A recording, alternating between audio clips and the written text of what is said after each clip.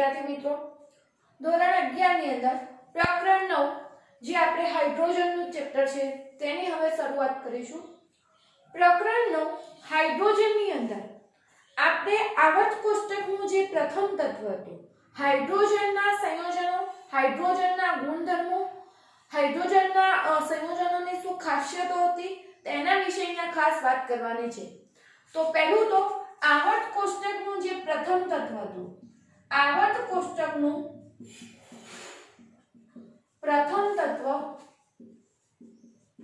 જે હાઇડ્રોજન, જેની સાદામાં સાદી ઇલેક્ટ્રોન રચના છે 1s1, એટલે કે ફક્ત એક જ ઇલેક્ટ્રોન ધરાવે છે।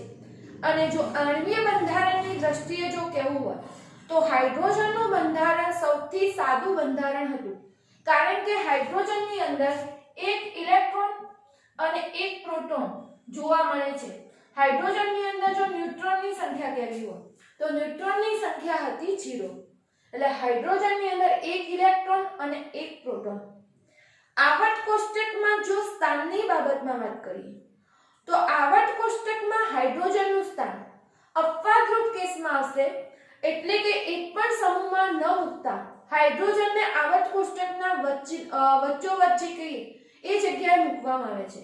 આ પાછળનું કારણ હાઇડ્રોજનની અંદર બે પ્રકારનું વલણ જોવા મળતું હતું। એક, હાઇડ્રોજન હશે એક ઇલેક્ટ્રોન ગુમાવી અને H+1 ધન આયન બનાવી શકાય છે। અને અહીંયા પ્રશ્ન હતો કે જો એક ઇલેક્ટ્રોન ગુમાવી +1 આયન બનાવતું હોય તો એને આપણે સમૂહ 1 માં મૂકી શકીએ। અને હાઇડ્રોજનની અંદર બીજી ક્ષમતા હતી, એક ઇલેક્ટ્રોન મેળવીને H-1 આયન બનાવે છે।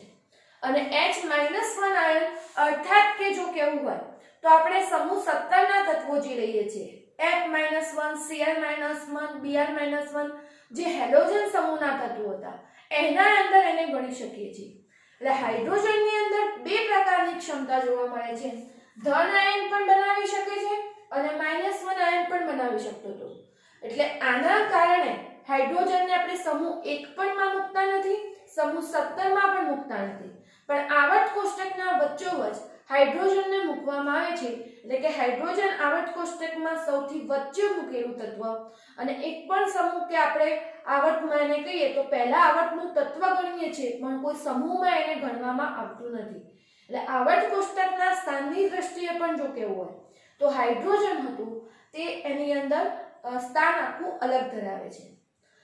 હાઇડ્રોજનનો સંયોજનોનો અભ્યાસ શા માટે આટલો મહત્વનો છે તો એની અંદર કહીએ ઉર્જાના વૈકલ્પિક સ્ત્રોત તરીકે હાઇડ્રોજનને અત્યારે લેવામાં આવી રહ્યું છે, કારણ કે આપણે જાણીએ છીએ પૃથ્વી ઉપર પાણીનો જથ્થો 3 ભાગ અને જમીન 1 ભાગ છે, અને આ 3 ભાગ પાણી એટલે કે એની અંદર હાઇડ્રોજન સમાયેલો છે।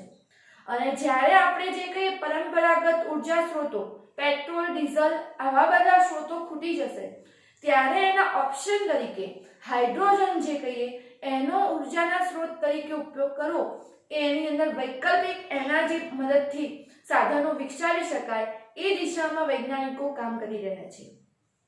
તો અહીંયા હાઇડ્રોજન જે હતું એ ઉર્જાના એક વૈકલ્પિક સ્ત્રોત તરીકે ખૂબ જ મહત્વ ધરાવતું તત્વ છે, એના સંયોજનો પણ મહત્વના છે। બીજું આની અંદર વાત કરીએ તો હાઇડ્રોજનના ગુણધર્મોની વાત કરીએ તો હાઇડ્રોજનના અમુક ગુણધર્મો હશે એ સમૂહ 1 ના તત્વો જેવા મળતા હશે, કારણ કે હાઇડ્રોજન એક ઇલેક્ટ્રોન ગુમાવી H+1 આયન બનાવી શકતો હતો। અને અમુક ગુણધર્મો છે જે સમૂહ 17 ના તત્વો જેવા મળતા આવે છે, કારણ કે એક ઇલેક્ટ્રોન મેળવી અને હાઇડ્રોજન જે હતો H-1 આયન બનાવતો હતો। એટલે આ કારણે પણ ગુણધર્મોની બાબતમાં પણ એની અંદર આ પ્રમાણે જોવા મળતું હતું। બીજા નંબરે વાત કરીએ જો હાઇડ્રોજનની તો હાઇડ્રોજનના 3 સમસ્થાનિકો, જ્યારે ત્યારે તમે હાઇડ્રોજનના જે કહીએ આ 3 સમસ્થાનિકો પ્રકરણ 2 ની અંદર આપણે અભ્યાસ કરી ગયા સમસ્થાનિકોની।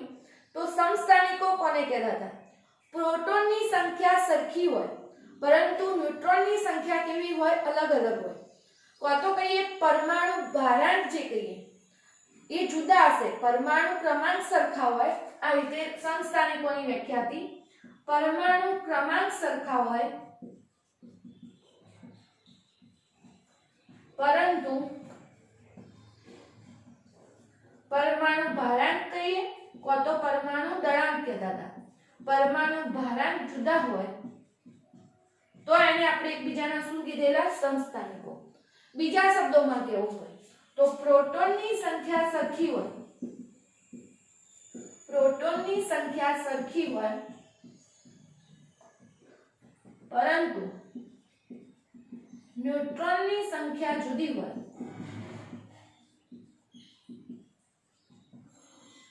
તો તેને પણ આપણે કહેતા હતા એકબીજાના સમસ્થાનિકો. અને આ રીતે જો જોવા જઈએ તો હાઇડ્રોજનના આપણને 3 સમસ્થાનિકો મળતા હતા. એક સમસ્થાનિક હતો H11, બીજો આવશે H12 અને ત્રીજો સમસ્થાનિક હતો H13. H11 ને કહેવામાં આવતો તો પ્રોટિયમ, H12 ને કહેવામાં આવે છે ડ્યુટેરિયમ અને H13 ને કહેવામાં આવે છે ટ્રિટિયમ.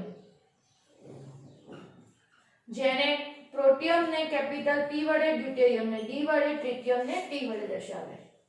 હવે હાઇડ્રોજનના જે આ 3 સમસ્થાનિકો લીધા, આ 3 સમસ્થાનિકો કઈ રીતે અલગ પડતા હતા તો ખાસ જે કહીએ ન્યુટ્રોનની સંખ્યાના આધારે હાઇડ્રોજનના આ 3 સમસ્થાનિકો અલગ પડે છે. દાખલા તરીકે આની અંદર કહીએ પ્રોટોનની સંખ્યા અને ન્યુટ્રોનની સંખ્યા જો લખતા હોઈએ, આપણે અહીંયા લખીએ છીએ તે હોય છે પરમાણુ ભારાંક કે પરમાણુ દળાંક, જે પ્રોટોન અને ન્યુટ્રોનની સંખ્યાનો સરવાળો હોય છે. અને અહીંયા લખવામાં આવે છે તે હોય છે પરમાણુ ક્રમાંક. આ પરમાણુ ક્રમાંક તટસ્થ પરમાણુમાં રહેલા પ્રોટોનની સંખ્યા અથવા બતાવે છે ઇલેક્ટ્રોનની સંખ્યા.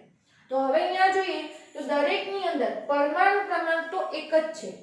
પરમાણુ ક્રમાંક 1 આનો અર્થ થશે પ્રોટોનની સંખ્યા તો કેટલી હતી? એક જ હતી. એટલે પ્રોટોનની સંખ્યા તો ત્રણેયની અંદર 1 અને ઉપર જે આપણે પરમાણુ A બરાબર લખ્યું હશે P + N હશે. જો હવે આની અંદર પ્રોટોન 1 હોય તો ન્યુટ્રોનની સંખ્યા 0 એટલે 1 + 0 1. આની અંદર પ્રોટોનની સંખ્યા 1 તો ન્યુટ્રોન 1 એટલે 1 + 1 2 થશે.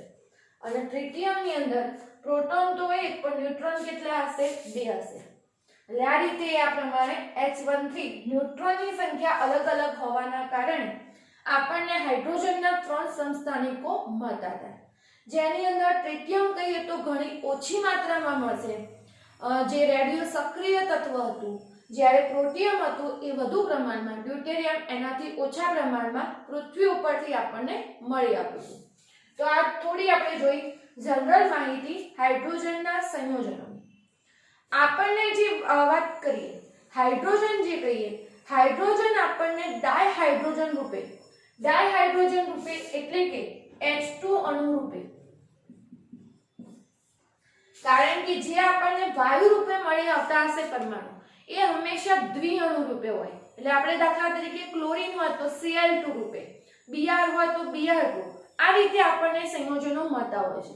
તો હાઇડ્રોજન પણ આપણને હાઇડ્રોજનનું એક મહત્વનું સંયોજન કહીએ તો જ્યારે કુદરતમાં મળી આવવાની પ્રાપ્તિ સ્થાન કહેવાય તો H2 સ્વરૂપે ડાયહાઇડ્રોજન વાયુ સ્વરૂપે આપણને મળતું. તો આપણે હાઇડ્રોજનના જે અલગ અલગ સંયોજનો ભણવાના છે આ ચેપ્ટરમાં, ડાયહાઇડ્રોજન, હાઇડ્રોજન પેરોક્સાઇડ વિશે, પાણી વિશે, હાઇડ્રાઇડ સંયોજનો જે હતા, આ દરેક જે મહત્વના સંયોજનો છે તે હાઇડ્રોજનમાંથી બનેલા સંયોજનો છે અને તેનો આપણે આ ચેપ્ટરની અંદર અભ્યાસ કરવાનો છે. તો તેની અંદર પહેલું જોઈએ ડાયહાઇડ્રોજન સંયોજનો. ડાયહાઇડ્રોજન એટલે કે H2 વિશે. ડાયહાઇડ્રોજનની વાત કરીએ તો ડાયહાઇડ્રોજનની આપણે પહેલી તો જોવાની છે બનાવટ. અને ડાયહાઇડ્રોજનની જે બનાવટ જોવાની છે, ટોટલ 2 રીતે ડાયહાઇડ્રોજનની બનાવટ થતી હતી. એક બનાવટ આવશે પ્રયોગશાળામાં અને બીજી બનાવટ આવશે ઔદ્યોગિક રીતે. પ્રયોગશાળામાં જે ડાયહાઇડ્રોજનની બનાવટ થતી હશે તે નાના પાયા ઉપર હશે, પરંતુ એ જ વસ્તુ જ્યારે ઔદ્યોગિક રીતે ઉદ્યોગોમાં જો ઉત્પાદન કરવું હોય તો એના માટેની રીતો અલગ અલગ હતી. કારણ કે ઉદ્યોગોમાં આપણે વસ્તુ મોટા પ્રમાણમાં જોઈતી હોય છે, આર્થિક રીતે આપણને પરવડતી હોય, જે પ્રદૂષણ બીજું ના થાય એ બધા મુદ્દાઓને ધ્યાનમાં રાખી અને ડાયહાઇડ્રોજનનું ઉત્પાદન કરવામાં આવતું હોય છે.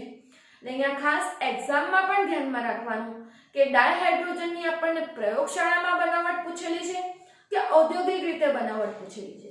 તો પ્રથમ આપણે અહીંયા જોઈશું ડાયહાઇડ્રોજનની બનાવટ, પણ એની અંદર H2 ની ડાયહાઇડ્રોજનની પ્રયોગશાળામાં બનાવટ.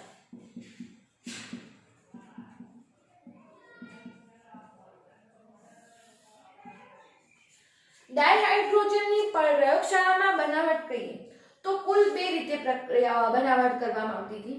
એક પ્રક્રિયા ઝીંક ધાતુની દાણાદાર ઝીંક હશે, એટલે અહીંયા આપણને ખબર છે કે ઘન સ્થિતિમાં આપણે જ્યારે પાવડર સ્વરૂપે દાણાદાર સ્થિતિમાં ધાતુ લીધેલી હોય તો એ વધુ પ્રક્રિયા આપે છે.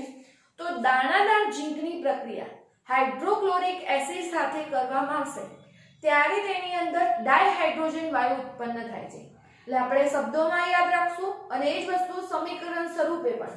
એટલે પ્રયોગશાળામાં પહેલી બનાવટ દાણાદાર ઝીંકની પ્રક્રિયા હાઇડ્રોક્લોરિક એસિડ સાથે કરવામાં આવે.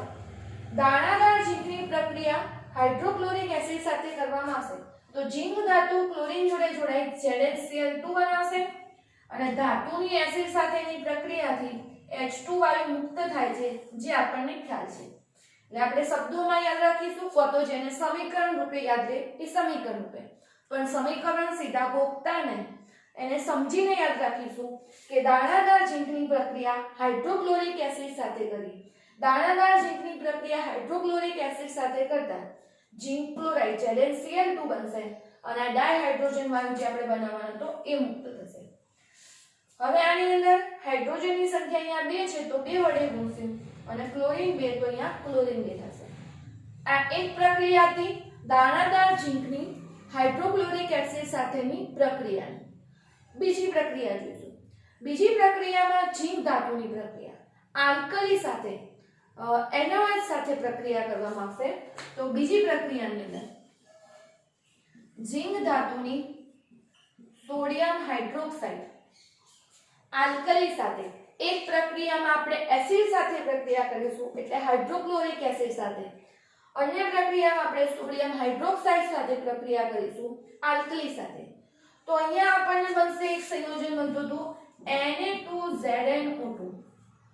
એક માર્ક્સના પ્રશ્ન માટે ખાસ સૂત્ર પણ યાદ રાખીશું.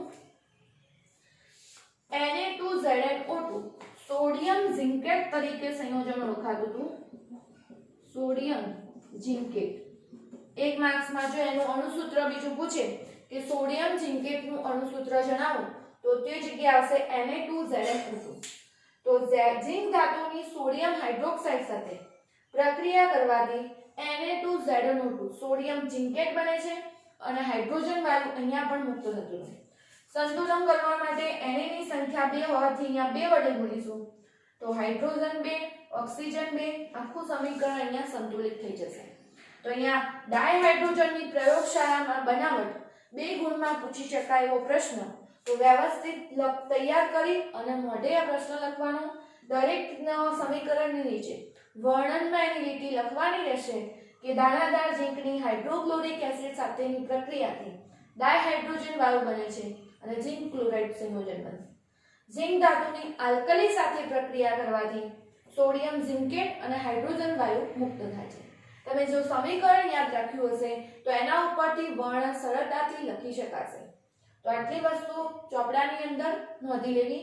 પહેલો 2 માર્ક્સનો પ્રશ્ન કહી શકાશે પ્રયોગશાળામાં ડાયહાઇડ્રોજનની બનાવટ.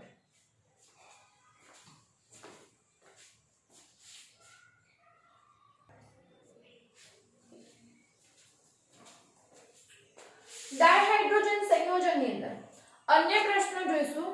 ડાયહાઇડ્રોજનનું વ્યાપારિક ઉત્પાદન, અર્થાત તમને પ્રશ્ન પૂછે કે ડાયહાઇડ્રોજનનું ઔદ્યોગિક ઉત્પાદન સમજાવો તો એની અંદર આ વસ્તુ લખવાની આવશે.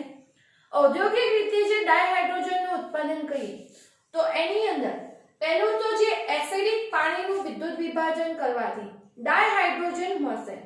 તો અહીંયા પ્લેટિનમ વિદ્યુત ધ્રુવોના ઉપયોગથી અને અહીંયા વિદ્યુત વિભાજન કરવા માટે જે વિદ્યુત ધ્રુવો વાપરવાના છે તેની અંદર પ્લેટિનમ વિદ્યુત ધ્રુવનો જો ઉપયોગ કરવામાં આવે તો પ્લેટિનમના વિદ્યુત ધ્રુવના ઉપયોગથી એસિડિક પાણીનું વિદ્યુત વિભાજન કરતા. એટલે અહીંયા પાણીનું સૂત્ર આવશે H2O એક્વસ વિદ્યુત વિભાજન, પણ વિદ્યુત વિભાજનની અંદર અહીંયા આપણે એસિડિક અથવા બેઝિક લખીશું, પણ એસિડિક એમ. અને કયા વિદ્યુત ધ્રુવ? પ્લેટિનમના વિદ્યુત ધ્રુવોની હાજરીમાં જો વિદ્યુત વિભાજન કર્યું હશે તો હાઇડ્રોજન ગેસ મળશે અને અહીંયા આપણને ઓક્સિજન વાયુ રૂપે મળશે. પણ આ રીતે આપણે પ્રયોગશાળામાં કહીએ તો હાઇડ્રોજન વાયુ બનાવી શકતા હતા એસિડિક પાણીના વિદ્યુત વિભાજન દ્વારા. અહીંયા આપણે જોઈ શકીએ કે ઓક્સિજનની સંખ્યા 2 છે, આ બાજુ ઓક્સિજનની સંખ્યા ફક્ત 1 જ હતી, તો અહીંયા 2 વડે ગુણીશું. 2 વડે ગુણીશું તો અહીંયા હાઇડ્રોજન 2 આપણે લખવા પડશે. એટલે આ રીતે આપણે સમીકરણ પણ સંતુલિત કરતા હતા. અને વ્યાપારિક ધોરણે જે હાઇડ્રોજન વાયુઓની બનાવટ હતી તેની પ્રથમ રીત પ્લેટિનમ વિદ્યુત ધ્રુવોની મદદથી એસિડિક પાણીનું જે વિદ્યુત વિભાજન કરવામાં આવે છે તેની મદદથી આપણે હાઇડ્રોજન ગેસ બનાવી શકતા હતા. બીજી રીતની અંદર નિકલ વિદ્યુત ધ્રુવો વચ્ચે ગરમ barium hydroxide BaOH twice barium હાઇડ્રોક્સાઇડનું સૂત્ર હતું. આ જે આપણે કહીએ બેરિયમ હાઇડ્રોક્સાઇડ,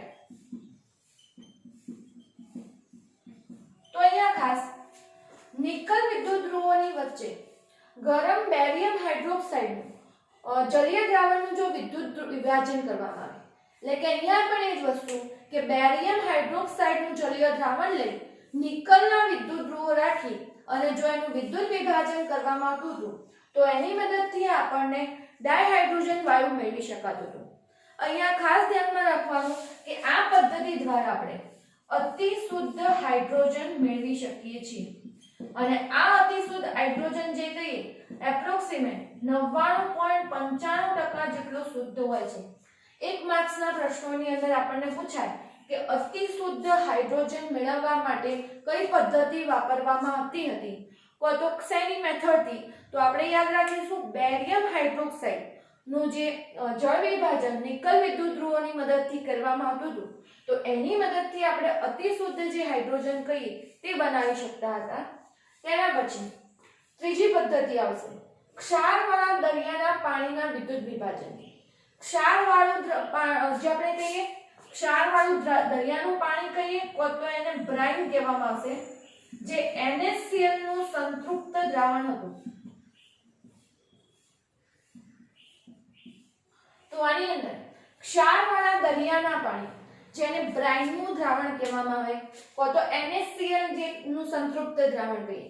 આપણે જાણીએ કે દરિયાની અંદર જે NaCl સોડિયમ ક્લોરાઇડ સાદી ભાષામાં આપણે જેને મીઠું કહીએ, ખારું પાણી જે હશે આ સોડિયમ ક્લોરાઇડ અંદર ઓગળેલો હોવાના કારણે હતું. તો આ જે સંતૃપ્ત દ્રાવણ દરિયાનું NaCl નું હતું તો દરિયાનું પાણી હતું એનું વિદ્યુત વિભાજન કરવાથી, હવે અહીંયા દરિયાના પાણીનું વિદ્યુત વિભાજન કરવાથી આપણને એનોડ અને કેથોડ ઉપર આપણે જાણીએ છીએ વિદ્યુત વિભાજન કરીએ એટલે આપણે અલગ અલગ વિદ્યુત ધ્રુવો છે એનોડ અને કેથોડ લઈએ છીએ. તો એની અંદર કહીએ એનોડ ઉપર આપણને 2Cl- હશે, આ Cl- 2 ઇલેક્ટ્રોન ગુમાવશે, Cl2 બનાવશે. કેથોડ ઉપરની પ્રક્રિયા છે સોડિયમ ક્લોરાઇડનું જલીય દ્રાવણ, એટલે કયો જગ્યાએ પાણીનું વિદ્યુત વિભાજન એક પ્રકારે. તો પાણીના અણુ આ 2 ઇલેક્ટ્રોન મેળવી H2 ગેસ બનાવતા હતા અને OH- મુક્ત થતો હતો. એટલે કે દરિયાના પાણીમાં રહેલા Na+, Cl- અને H2O ના જે આયન હતા એ ભેગા થઈ અહીંયા આપણે એકંદરે પ્રક્રિયા કેવી હોય તો આની અંદર Cl2 ગેસ બનશે, એક બનશે H2 ગેસ અને Na+ અને OH-. અહીંયા દરેકની સંખ્યા સંતુલિત કરવા માટે 2 વડે ગુણીશું તો ક્લોરીન 2 Na2 આ રીતે આપણને હાઇડ્રોજન ગેસ મળતો હતો. એટલે કે ટૂંકમાં જોઈએ તો NaCl નું જલીય દ્રાવણ એટલે Na+ ના આયનો, Cl- અને પાણીના આયનો. પણ આ રીતની જે પ્રક્રિયા થઈ, આ રીતની પ્રક્રિયાના કારણે ક્લોરીન ગેસ, હાઇડ્રોજન ગેસ અને સોડિયમ હાઇડ્રોક્સાઇડ જે કહીએ સોડિયમ હાઇડ્રોક્સાઇડ અહીંયા NaOH આર પેદાશ તરીકે આપણને પ્રાપ્ત થાય છે. તો આ થઈ ટોટલ 3 પદ્ધતિઓ વ્યાપારિક ઉત્પાદનની ડાયહાઇડ્રોજન. એક હતી એસિડિક પાણીનું પ્લેટિનમ વિદ્યુત ધ્રુવ વડે વિદ્યુત વિભાજન. અતિ શુદ્ધ હાઇડ્રોજન મેળવવું હોય તો બેરિયમ હાઇડ્રોક્સાઇડનું નિકલના વિદ્યુત ધ્રુવ વડે વિદ્યુત વિભાજન. અને ત્રીજું હતું દરિયાના પાણીનું વિદ્યુત વિભાજન. એના પછીની રીત આપણે હવે જોઈશું.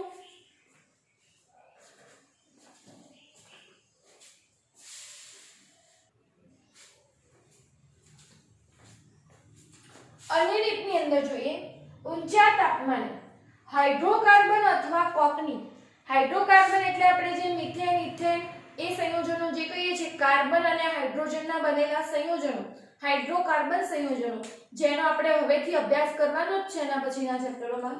તો ઊંચા તાપમાને હાઇડ્રોકાર્બન અથવા કોકની એટલે કે કાર્બનની પાણીની વરાળ સાથેની પ્રક્રિયાથી ઉદ્દીપકની હાજરીમાં પ્રક્રિયા થવાથી. અહીંયા આપણે ઉદાહરણ જોઈશું કે દાખલા તરીકે મિથેનની પ્રક્રિયા પાણીની વરાળ સાથે H2O ગેસ સાથે 1270 કેલ્વિન તાપમાને નિકલ ઉદ્દીપકની હાજરીમાં જો પ્રક્રિયા કરવામાં આવે તો મિથેનની પ્રક્રિયા CH4 એટલે તો મિથેન. તો આ મિથેનની પ્રક્રિયા પાણીની વરાળ સાથે નિકલ ઉદ્દીપકની હાજરીમાં 1270 કેલ્વિન તાપમાને કરવામાં આવી. તો 1270 કેલ્વિન તાપમાને પ્રક્રિયા કરવાથી કાર્બન અને ઓક્સિજન અહીંયા જોડાઈને બનાવશે કાર્બન મોનોક્સાઇડ અને અહીંયા હાઇડ્રોજન જે હતું એ આપણને નિપજ તરીકે મળતું હતું. અહીંયા જો સમીકરણ સંતુલિત કરશો તો હાઇડ્રોજન 4 ને 2 6 હતા, 6 કરવા હોય તો અહીંયા 3 વડે ગુણીશું. ઓક્સિજનની સંખ્યા કહીએ તો 1, કાર્બન કહીએ તો 1. એટલે આ રીતે અહીંયા સમીકરણ સંતુલિત થાય છે. આ સમીકરણ બીજા અન્ય કોઈ પણ હાઇડ્રોકાર્બન માટે જો લખ્યું હોય તો હાઇડ્રોકાર્બનનું સૂત્ર હતું CnH2n+2. કઈ રીતે? કાર્બનની સંખ્યા 1 તો 1 મૂકીએ તો 2 કા 2 2 2 4 એટલે આ રીતે કોઈ બી સામાન્ય સૂત્ર અહીંયા લાગુ પડી શકાશે. હાઇડ્રોકાર્બનનું સામાન્ય સૂત્ર પાણીની વરાળ સાથે જો પ્રક્રિયા કરી હોય નિકલ અને 1270 કેલ્વિન તાપમાને તો આની અંદર CO gas plus H2 gas મળતો હતો. અહીંયા જે H2 ગેસ મળશે એની સંખ્યા જો અહીંયા કહીએ 2n+1 પ્રકારે અહીંયા જે સંખ્યા છે એ એના એક ઉમેરી અને આપણને હાઇડ્રોજન ગેસ મળે. અહીંયા ખાસ ધ્યાનમાં રાખશું CO H2 ને જે મિશ્રણ હતું એ ઓળખાતું હતું જળવાયુ તરીકે. આ જ વસ્તુને ઓળખવામાં આવે છે સંશ્લેષિત વાયુ તરીકે પણ. કારણ કે આ આપણે આખો પ્રયોગશાળામાં બનાવટ કરેલો છે. પ્રયોગશાળામાં જો કોઈની બનાવટ થતી હોય તો સંશ્લેષણ કહેવાશે અને એ ઉપરથી અહીંયા સંશ્લેષિત વાયુ જે મિથેનોલ અને બીજા કોઈ સંયોજનો હશે એની બનાવટમાં વપરાતો ઘણો મહત્વનો પ્રક્રિયક હતો. એટલે આ જે આપણે છે CO H2 ને જે મિશ્રણ મળે છે જળવાયુ તરીકે, સંશ્લેષિત વાયુ તરીકે, સિન ગેસ તરીકે પણ એને ઓળખવામાં આવે છે કે જે એની અંદર આગળના સંયોજનોની બનાવટમાં મહત્વનું હોય છે. તો આ પ્રક્રિયાની અંદર હજી આપણે જે કાર્બનની મદદથી કોકની મદદથી બનાવટ છે તે જોઈશું. પણ આ રીતે આપણે જળવાયુ બનાવતા હતા પણ જળવાયુના મિશ્રણમાં આપણને ભેગું કોનું મિશ્રણ મળતું હતું? ડાયહાઇડ્રોજન વાયુ પણ અહીંયા આપણને નિપજ રૂપે મળે છે.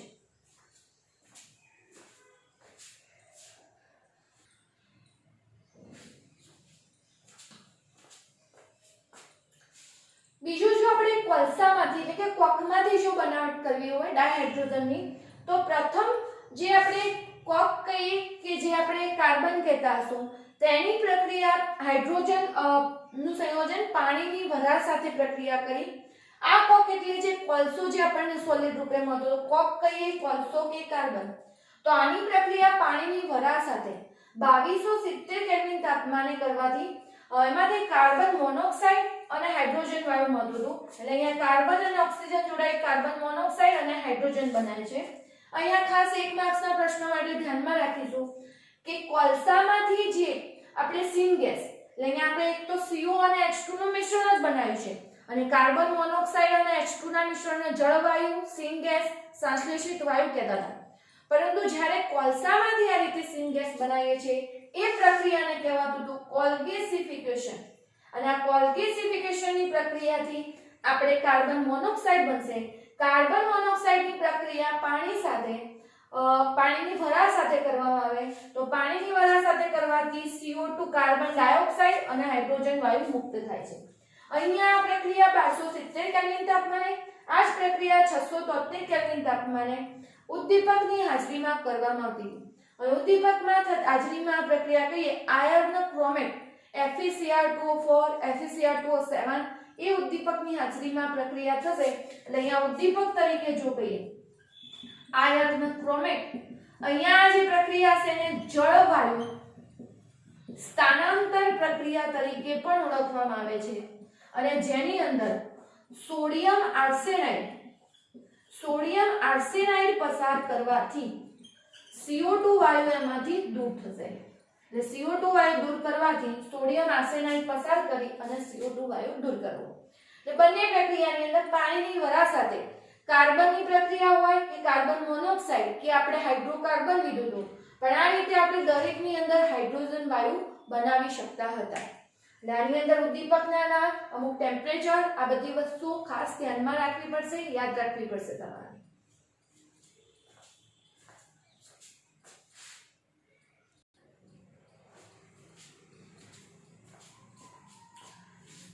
વિદ્યાર્થી મિત્રો, આપણે ડાયહાઇડ્રોજનની બનાવટની ટોટલ કહી શકાય અહીંયા 4 રીતો જોઈ। 4 રીતોની અંદર જો વાત કરીએ તો પહેલી જે રીત જોઈ હતી એ એસિડિક પાણીનું જે કહીએ વિદ્યુત વિભાજનની પ્રક્રિયા જોઈ, જે આપણે કરતા હતા પ્રક્રિયા પ્લેટિનમ વિદ્યુત ધ્રુવની હાજરીમાં। બીજી જોઈ બેરિયમ હાઇડ્રોક્સાઇડનું વિદ્યુત વિભાજન કરવાની, જે નિકલ ઉદ્દીપકની હાજરીમાં। ત્રીજી પ્રક્રિયા બ્રાઇન કહીએ દરિયાના પાણીનું બ્રાઇનનું વિદ્યુત વિભાજન જે કરતા હતા એના દ્વારા। અને ચોથી પ્રક્રિયા જોઈ હાઇડ્રોકાર્બન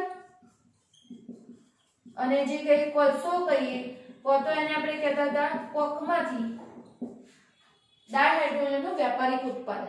એટલે અલગ અલગ રીતે આપણે અહીંયા વ્યાપારિક ઉત્પાદન કરી શકતા હતા। આની અંદર જે બ્રાઇનના વિદ્યુત વિભાજનના સમીકરણો છે એ 2 માર્ક્સમાં અલગ પૂછી શકાય। આખો પ્રશ્ન તમે કહીએ તો મુદ્દાસર પ્રશ્નો જે આવે છે 3 થી 5 ગુણના, એની અંદર પણ પૂછી શકાય એ રીતનો પ્રશ્ન છે, પરંતુ આ રીતે અહીંયા ખાસ ધ્યાનમાં રાખવું, આ પ્રશ્નને વ્યવસ્થિત તૈયાર કરવું।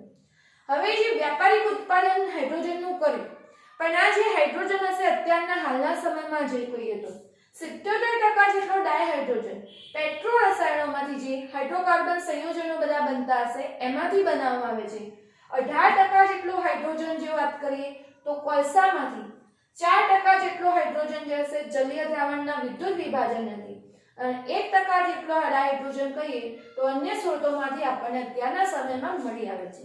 તો આજના 2 પ્રશ્નો ખાસ વ્યાપારિક ઉત્પાદન અને જે પ્રયોગશાળામાં ઉત્પાદન જે છે આ બંને પ્રશ્નો વ્યવસ્થિત તૈયાર કરી દરેકના સમીકરણો પણ સાચા તાપમાન ઉદ્દીપક સાથેના લખવા અને તૈયાર કરવાના રહેશે તમારે।